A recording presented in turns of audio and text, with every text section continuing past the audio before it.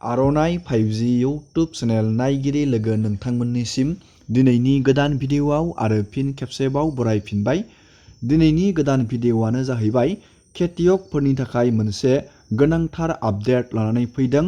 मोनसे scheme central गभर्नमेन्टनि जाय बिथांमोना नैबे स्किमखौ दासिमबो मिथियाखै, प्रधान मन्त्रि फसल बीमा योजना, जाय बिथांमोना बे स्किमखौ मिथिया, बेनिफ्राय माबायदि बेनिफिट मोनो आरो बेयाव माबायदि एप्लाइ खालामनानै नोंथाङा माबायदि लाब लानो हायो, जाय बिथांमोना मिथियाखै, नोंथांमोननो आङो दिनैनि नैबे सुंद' भिडिअ'नि जोहै नोंथांमोननो बेनि आपडेट होगोन। नोंथाङा बे स्किमाव एप्लाइ खालामबा माबायदि बेनिफिट मोननो हागोन आरो नोंथाङा बेयाव बोरै एप्लाइ खालामनो हागोन।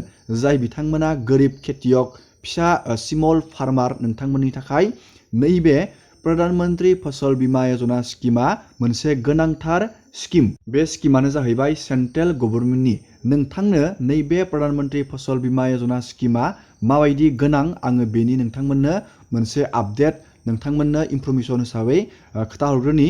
बे स्किमानो जाहैबाय जेब्ला नोंथाङा गोरिब खेतियक, नोंथाङा गावबा गावनि बेसेन गोसा फैसाखौ होनानै नोंथाङा आबाद फोथाराव आबाद मावो, नाथाय नोंथांनि आबादा अबथिरा बार, अखा, दै, एम्फौ बायदिसिना मिथिंगायारि जेंनाजों नोंथांनि आबादा खहा जायो, अब्ला नोंथांनि फैसाजों लोगोसे नोंथांनि देहानि खस्थ' बेफोरो गासैबो ओरैनो दैयाव थाङो।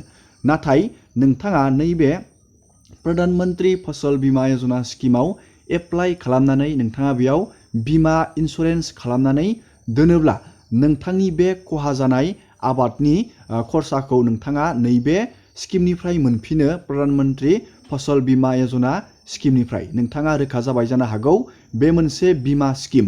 नोंथाङा बेयाव फिसा एमाउन्ट प्रिमियाम नोंथाङा बेयाव एड खालामनानै लानांगोन। नैबे प्रधान मन्त्रि फसल बीमा योजनायाव गभर्नमेन्टआबो नोंथांनो बेयाव नोंथाङा जेसेबां एड खालामदों बेबायदिनो नोंथांनो गभर्नमेन्टआबो बेयाव एड खालामनानै होगोन। आरो लोगोसे नोंथाङा गावबा गावनि नोंथांनि खेतिया अबथिरा माबा मोनसे जाहोनाव खहा जायोब्ला नोंथाङा बे स्किमनिफ्राय 100% नोंथाङा खहा सुफुंनो थाखाय रांखौ मोनफिनगोन।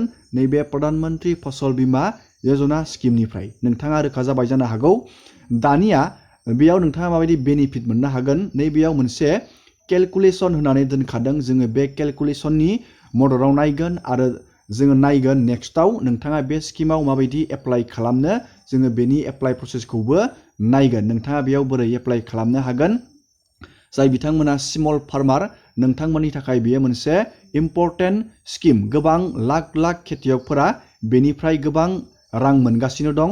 जाय बिथांमोना एप्लाइ खालामनानै दोनदों आरो आबादा खहा जादों, बेबायदि खेतियकफोरा बेयाव गोबां लाख लाख रां मोनगासिनो दङ। दानिया नोंथाङा बेयाव केलकुलेसनखौ खालामनो थाखाय गुगोलाव नोंथाङा नैबे पर्टेलाव फैनांगोन, pmfby.gov.in।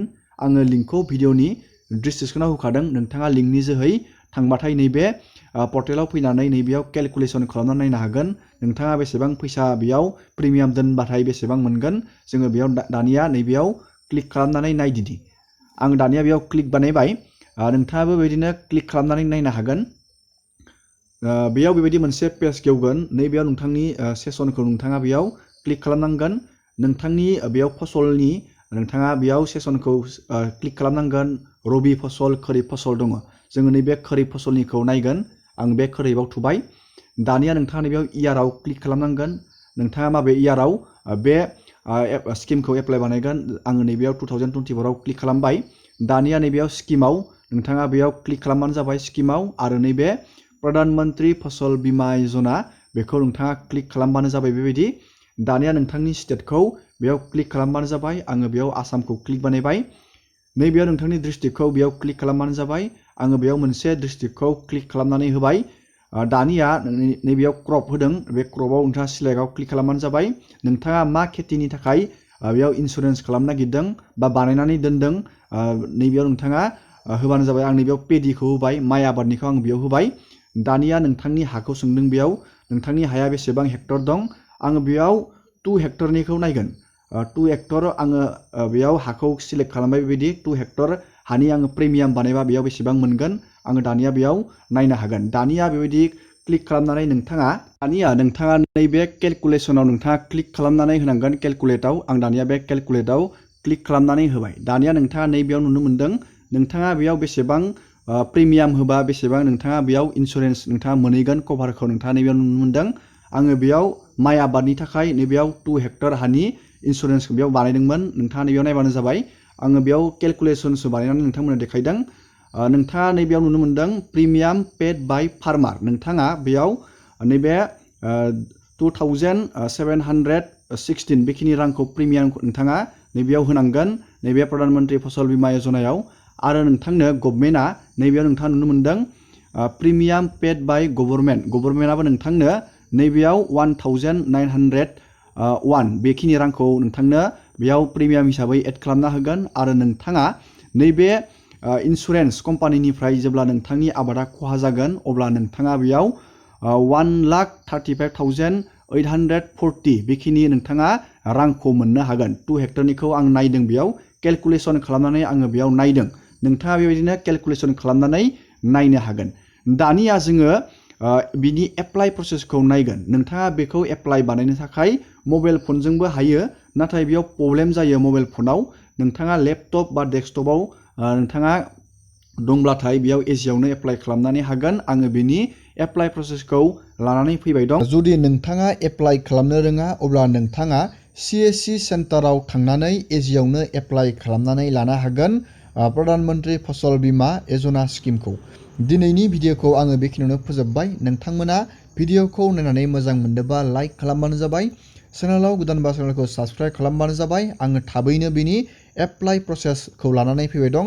जुदि नोंथांमोननो एप्लाइनि भिडिअ नांगौ नोंथाङा कमेन्ट बक्सआव कमेन्ट हरबानो जाबाय। एसेनोसै दिनैनि भिडिअआ। हमारी सरकार ने प्रधानमंत्री फसल बीमा योजना शुरू की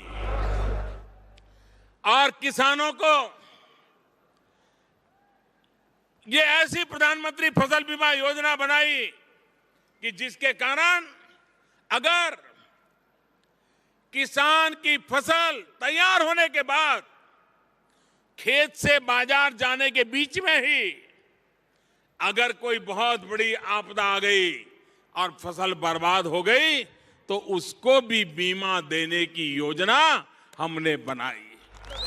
पानी भर जाए तो उसको बीमा।